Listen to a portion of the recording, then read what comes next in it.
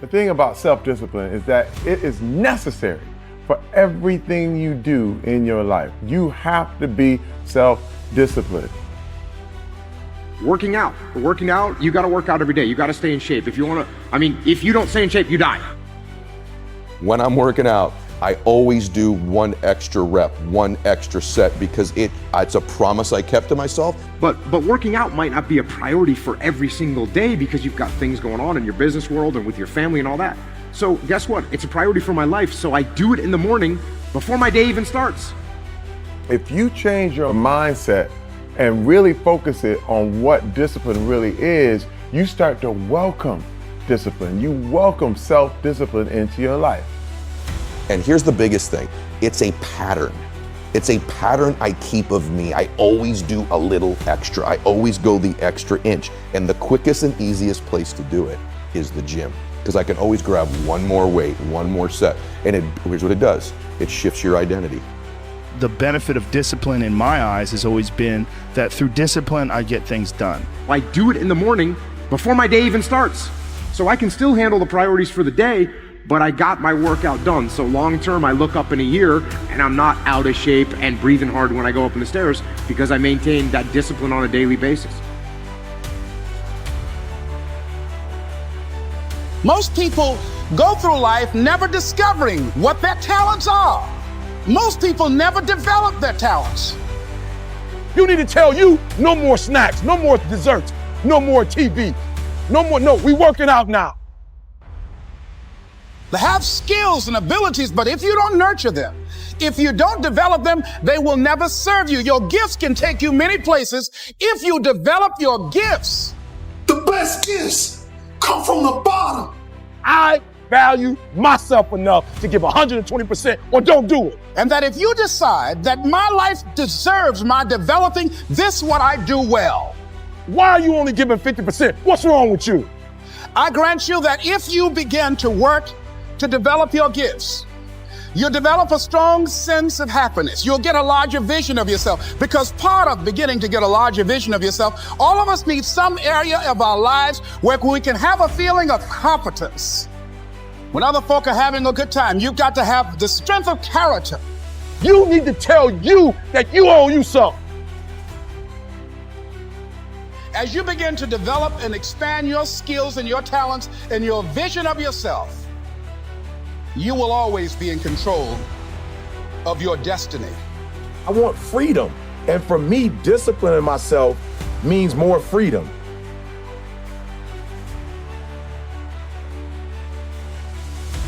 It's so easy to be great nowadays because everybody else most people are weak.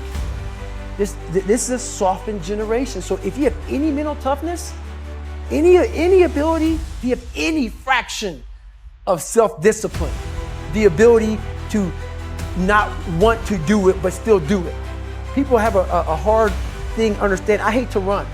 And what makes me so crazy, it doesn't anymore, is people go, well, why do you run if you hate it?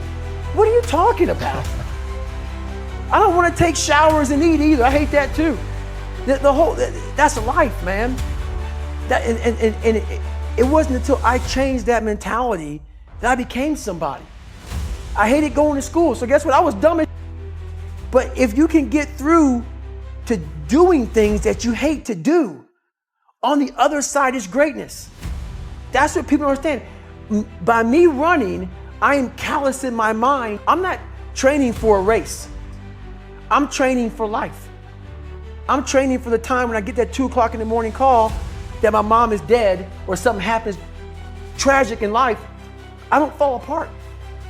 I'm training my mind and my body and my spirit so it's all one, so I can handle what life is going to throw at me. Because the life I've lived, it throws a whole bunch at you. And if you're not physically and mentally prepared for that, you're just going to crumble and you're good for nobody. 99% of people are not willing to do what it takes to make their dreams come true. The Marines have a saying, everybody wants to go to heaven, but nobody wants to die. The center of bringing any dream into fruition is self-discipline. You know, something as simple as food and eating, it's not about your body as much as it is about your mind. It's getting command of your mind to be able to choose actions that are in your own best interest. Every day we are choosing shit that's not in our own best interest. So if the world is attacking you and the world wants to fight you and the world's trying to hold you down, so you're gonna kick yourself in the balls? So you're gonna stop yourself from getting what you dream. And I think the word discipline has kind of gotten a bad name. We think about it in terms of punishment. I'm not talking about discipline in that way. I'm talking about discipline in the sense that you forego immediate pleasure for the exchange of long-term self-respect. I believe that self-discipline is the definition of self-love. That when you say that you love yourself, that means that you have behavior towards yourself that is loving. Self-discipline is the center of all material success. You cannot win the war against the world if you can't win the war against your own mind.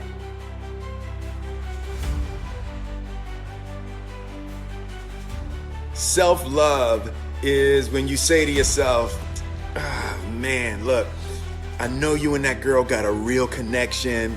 I know y'all vibe, but that's your girl's cousin. So I love you too much to let you do that. It's like you say to yourself, hey man, look, I know you want to eat that pizza and it'll be really good, but I can't let you eat that, man, because if you eat that pizza, you're going to feel like shit, and I love you too much to let you eat that. Self-love is, hey, look, I know you got a test on Monday, and I know you really want to go out with your friends. It's Saturday night, you want to go out, but if you fail that test, you're not going to feel good about yourself. I love you too much to let you go out tonight. Self-discipline is self-love. If you want to be happy, you have to love yourself, which means you have to discipline your behavior. The road to sustained happiness is through disciplining your behavior. We tend to base our self-esteem on what other people think. And that's not really self-esteem. Self-esteem is supposed to be how we feel about ourselves. And I was just saying how dangerous it is to allow other people to determine how you're going to feel about you. And it's kind of like looking into a broken mirror. You're going to look in a broken mirror and then change your face to try to look good in this defiled, busted, broken mirror. And it just, other people's opinions is a really way to determine how we feel about ourselves.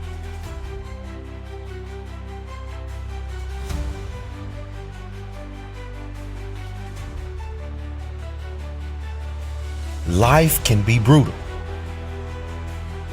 Life can be unforgiving. If I had to sum up in one word the difference between the greats and the average, the difference between the successful and the nobodies of the world, one word, one attribute to describe the difference: discipline. If you don't have the discipline, you can forget about the trophy. You can forget about the success, the greatness. All champions have discipline. It's the discipline to work hard.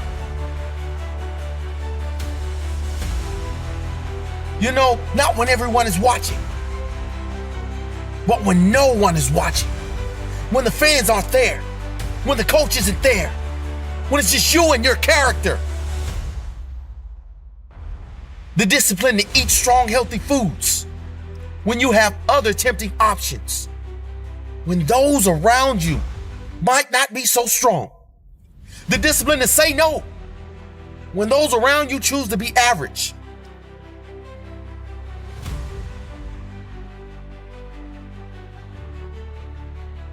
The discipline to keep going when it hurts.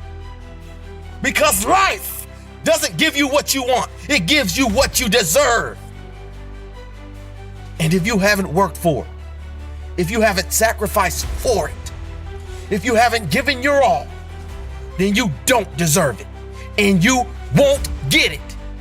Push through the pain. On the other side is growth. When pain comes, that means it's time to show character. Show me your character. Remain disciplined. Stay strong. When it all seems hopeless, keep plugging away. Nothing can stop you if you don't stop for anything. Don't stop for anything. Never break your discipline. Remain faithful to yourself and your vision. When it gets painful, push harder. Push through the pain. You gotta have the discipline to do 11 when your opponent stops at 10. The discipline to keep going when it hurts. Because life doesn't give you what you want. It gives you what you deserve. And if you haven't worked for it, if you haven't sacrificed for it, if you haven't given your all, then you don't deserve your character. Say, try me. Say, is that all? Hope of victory.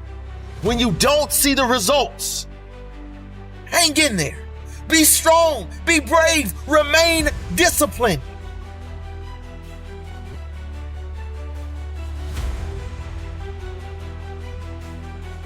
I was weighing like 297 pounds, and I had to make a change in my life. You know, I was at an all-time low, and I wasn't going anywhere, and I was exactly what everybody said I was going to be, which was nothing. This man is a self-made beast. Widely considered to be the toughest man on the planet and one of the greatest endurance athletes of all time. I was just an insecure, scared kid. And the only way I could find myself was through putting myself through the worst thing possible. He's the only member of the U.S. Armed Forces to complete SEAL training, the U.S. Army Ranger School, and the Air Force Tactical Air Controller training. He's completed the infamous Destroyer of Men, known as Hell Week, 3 times, including 2 in a single year, and 1 that he started and finished with multiple stress fractures and a hernia. No one was here to help me. And the feeling I had every morning, I started shaving my head when I was 16 years old. And the feeling I had every morning, I looked in the mirror, was horrible. And I didn't want to feel like that anymore. And how I felt was a kid going nowhere, a kid that was scared. And most kids will accept that and look for help. But the best thing that happened to me, no one helped me. He served in combat in Iraq, was the bodyguard for the Iraqi Prime Minister. He once held the Guinness World Record for most pull-ups in 24 hours at 4,030. No one felt sorry for me. No one looked at me and said, like this day and age, they'll take you in and they'll tell everybody, stop picking on this person. Back then, they didn't care. I had to build calluses in my brain the same way I built calluses on my hands. So I broke the Guinness Book of World Record for pull-ups a long time ago, but I failed at it twice. And I did 67,000 pull-ups in trying to break this record. So to do 4,030 pull-ups, I had to do 67,000 for training for that. He's run 8 consecutive 100-mile races over 8 back-to-back weekends. He ran over 7,000 miles in a single year, and that is the equivalent of running 267 marathons. I saw myself as the weakest person God ever created. He had to have a goal. My goal was the only person that's gonna turn this person around is me. The only way I can turn it around is put myself through the worst things possible a human being can ever endure. And that'd be the only way that I can build this brain to handle anything that comes in front of it, callousing my mind through pain and suffering.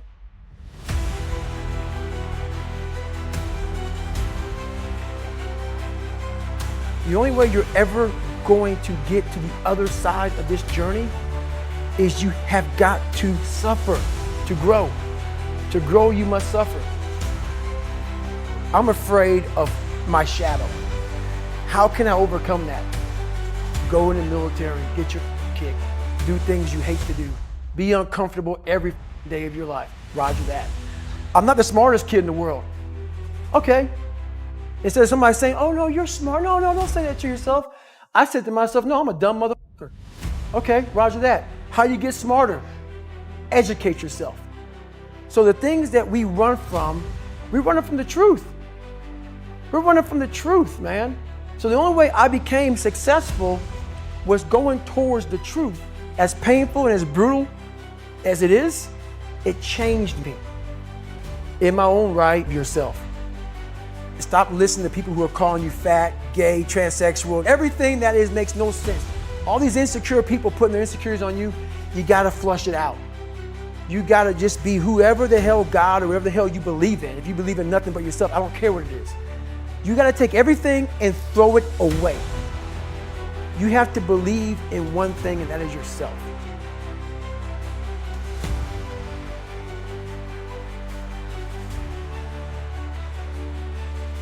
Around 97% of students are distracted by cell phones.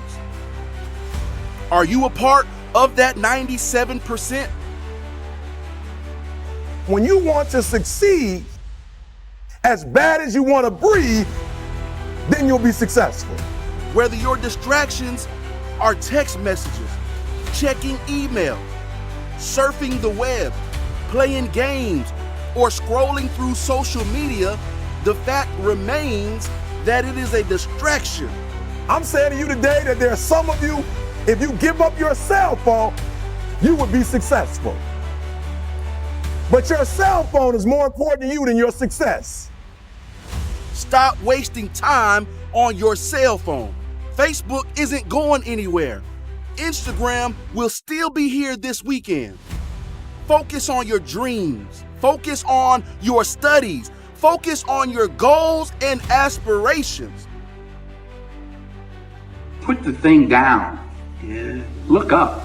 You're missing stuff. What is the long-term effect of too much information? We don't know, but we're finding out. Focus on becoming a better you.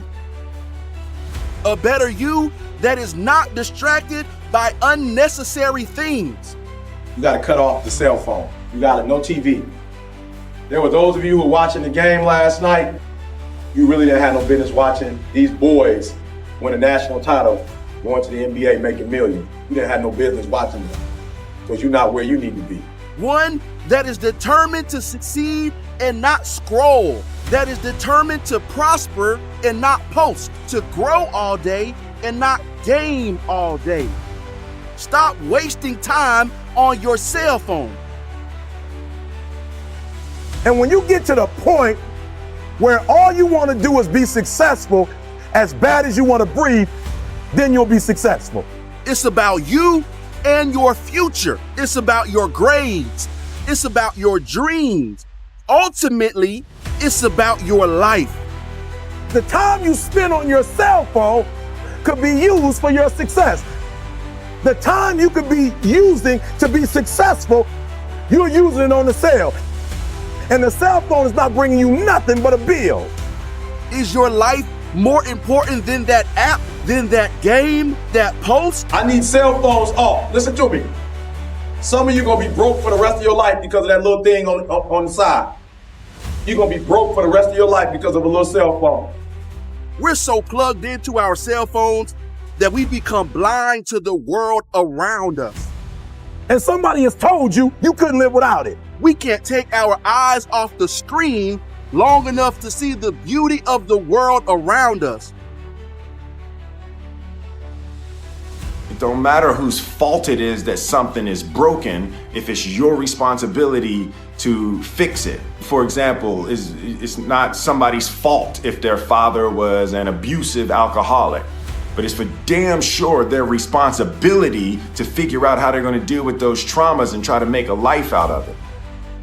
It's not your fault if your partner cheated and ruined your marriage, but it is for damn sure your responsibility to figure out how to take that pain and how to overcome that and build a happy life for yourself.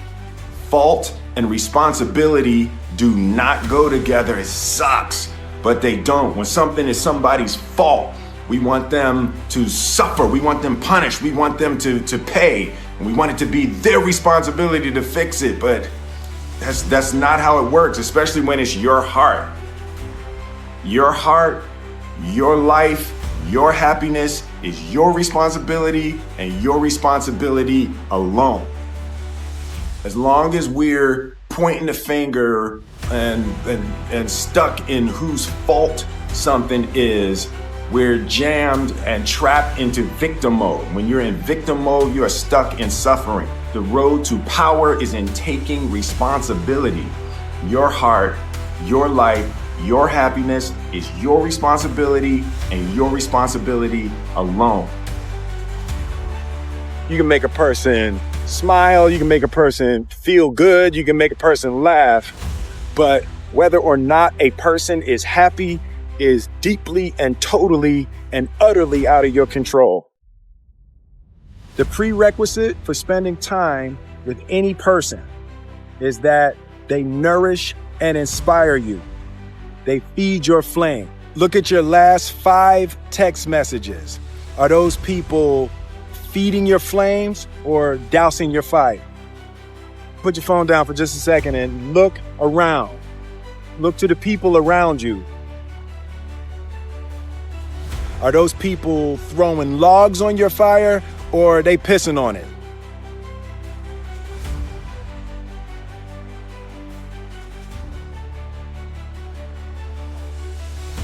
I want my life, I want my work, my family, I want it to mean something. And it's like, if you are not making someone else's life better, then you're wasting your time. The separation of talent and skill is one of the greatest misunderstood concepts for people who are trying to excel, who have dreams, that want to do things. Talent you have naturally. Skill is only developed by hours and hours and hours of beating on your craft. You don't try to build a wall. You don't set out to build a wall.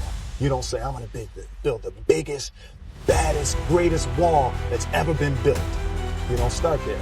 You say, I'm going to lay this brick as perfectly as a brick can be laid. There will not be one brick on the face of the earth that's going to be laid better than this brick that I'm going to lay in this next 10 minutes. And you do that every single day, and soon you have a wall. And I think psychologically, the advantage that gives me over a lot of people that I have been in competition with in different situations is it's difficult to take the first step when you look how big the task is.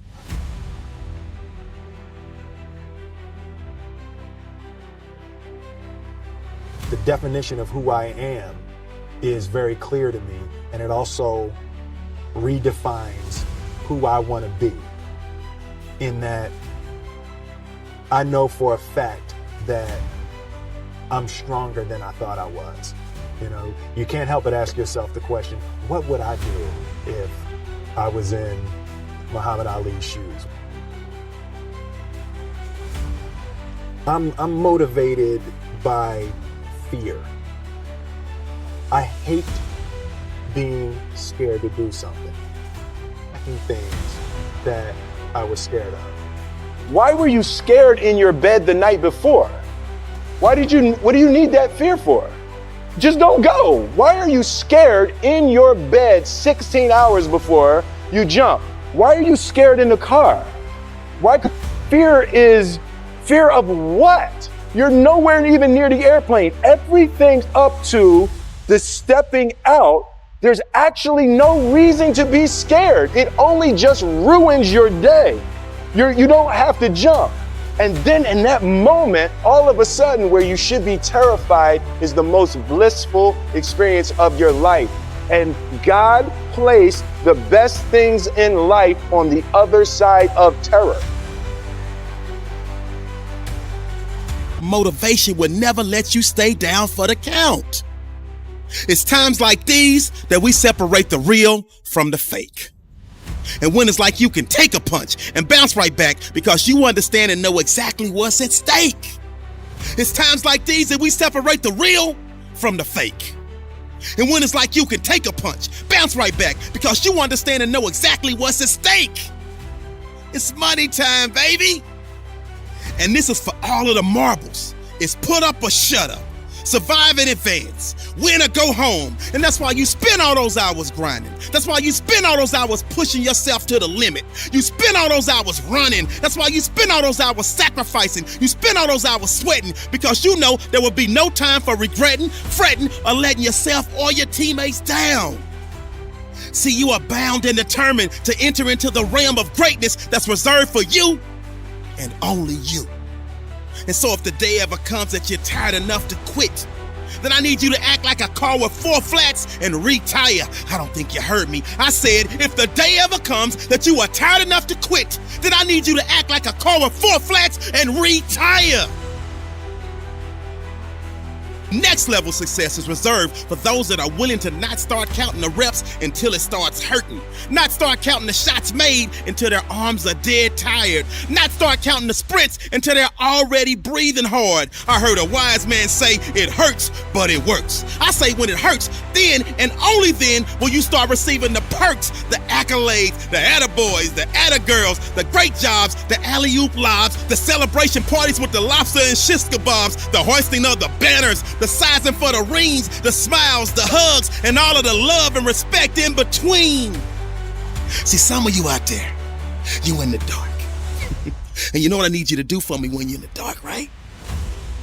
Turn the lights on when I'm talking to you, because I don't think you heard me. I said next level success is reserved for those that are willing to not start counting the reps until it starts hurting. Not start counting the shots made until their arms are dead tired. Not start counting the sprints until they're already breathing hard. So just when they think you're about to throw in the towel, that's when I need you to recall all of the days that you went that extra mile. All of them days that your friends said you were foul, when you said you couldn't hang out because you were dialed in. You were locked in. You were in a zone. So you had to be strong because you knew the day would come when you would have to show the world that you could overcome any adversity, any obstacles, any hardships, any setbacks, because you were prepared for any and everything. And you understood that it would be impossible to run with them cheetahs when you're walking with the turtles. You understood that it would be impossible for you to run with the cheetahs when you were walking with the turtles. So your mindset is that of a track star, and that gives you the mental strength to leap over life's hurdles, to power through the speed bumps, to push through the roadblocks, and continue to grind past any and every obstruction that attempts to deter you from your ultimate goal of next level success. So the stresses of the world, you laugh at them. The dreams they say are out of your reach, you grab at them. The things they say you can't achieve, you take a stab at them. And when the bullies of life try to knock you out, you stick and move and you jab at them. I said the stresses of the world, you laugh at them. The dreams they say are out of your reach, you go and grab at them. The things they say you can't achieve, you take a stab at them. And when the bullies of life try to knock you out, you stick and move and you jab at them. And on the rare occasion that you take a punch from life and it knocks you down, you dig deep, and then you dig deeper, and then you dig even deeper, because you understand that this is the moment to pick yourself up, push through with determination and grit, because of all your resiliency, commitment, hard work, perseverance. You have now put yourself in position to show the world that you got that dog, and your inner dog has no quit. I said, this is the moment to pick yourself up and push through with determination and grit, because of all your resiliency, commitment, hard work, perseverance. You have put yourself in a position to show the world that you got that dog, and your inner dog has no quit. I hated jumping out of airplanes. I hated shooting guns. I hated the job as a Navy SEAL, but I did it because I wanted to change myself. Everything I do, I'm not really comfortable doing. But if you choose to go that route, to go be a Navy SEAL, you might as well go be the hardest mother in the world. Because if you're choosing to do something, you have two routes. You can go there and be a little weak person and get through barely, and that's your reputation. Or you can go through the hardest guy you can possibly be, and that's your reputation. So my whole thing is, if you're gonna choose to open that door in Iraq or Afghanistan, open the mother and go in hard. Because they're gonna remember you by slowly opening it and peeking in. So if you're gonna open it, and you made the mind to open it, don't crack it open. Open the door, go in. That's with life. If you're choosing to do something, attack it. Because they're gonna remember you as not attacking it. So I want to be remembered. You can hate me, but there's one thing you can't say about me. I didn't attack it. So that's the mentality to have. If you're gonna do something, you might as well attack it, because you can do it anyway. Right. Who on this earth would still be going right now? You are. You are.